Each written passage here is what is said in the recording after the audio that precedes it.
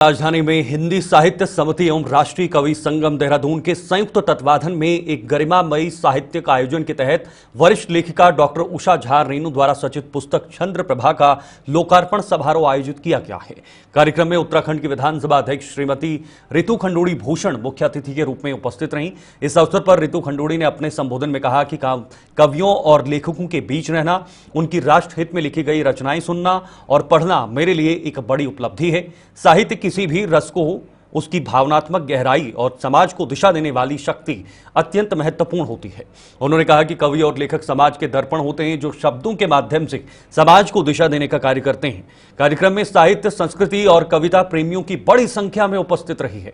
Doctor Usha Jha Renu की पुस्तक चंद्र प्रभा को साहित्य जगत में एक सशक्त स्त्री विमर्श और सामाजिक चेतना से जुड़ी रचना के रूप में सराहा गया है। कार्यक्रम के दौरान लेखकों ने राष्ट्रभक्ति, समाज सुधार और नारी सशक्तिकरण पर आधारित रचनाओं की भी प्रस्तुति दी है।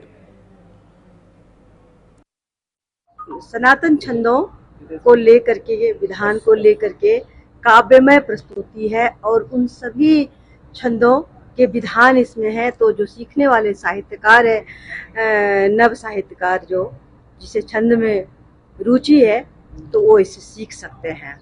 और हर तरह की कविता है, वैसे काव्यमय पुस्तक है ये।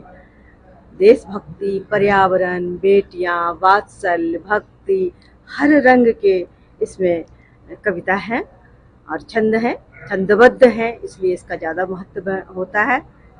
और मुझे साहित्य में बहुत रुचि। मैं डॉक्टर उषा झा रेणु हूँ, महिला मंच की यहाँ की अध्यक्ष हूँ, पूर्व CMO doctor SK Jha ji की धर्मपत्नी हूँ और मुझे साहित्य में बहुत रुचि है। मुझे ये अपने पिता से, उनके माध्यम से, उनके जिनके माध्यम से मुझे प्राप्त हुआ है। उनके सांस्कृतिक साहित्यिक धरोहर को मैं जीती हूँ और मैं साहित्य में ही जीती हूँ और हमेशा साहित्य साधना में लगी रहती हूँ ताकि कोई ऐसी मुक्ति मिले जो कि एक रचना ही किसी साहित्यकार को बहुत प्रसिद्ध कर देता है, लोगों के जुबां पे चढ़ जाती है। मेरी यही इच्छा है और इसलिए मैं साधना करती हूँ। मैं हर विधा में लिखती हूँ।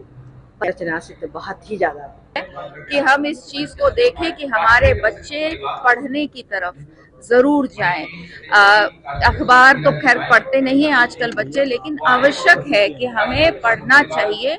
एक अच्छा संस्कार है। जीवन में बहुत कुछ सीखने को किताबों से मिलता है। जहाँ एक तरफ साहित्य का तो आपको ज्ञान होता ही है, लेकिन जीवन को जीने की शैली हमारी किताबों से हम लोगों को मिलती है। इसलिए बहुत ज़्यादा ज़रूरी है कि बच्चों को हम पढ़ने की तरफ करें। साथ ही साथ अगर आपके पास एक किताब है तो आपको कभी अकेलेपन का एहसास ही नहीं होता है। आप एक दोस्त की तरह अपनी किताब के साथ उसके साथ आप उसे पढ़ सकते हैं और उसका आनंद ले सकते हैं। आज के समय में, खासकर 21वीं सदी में, मैं सभी पेरेंट्स से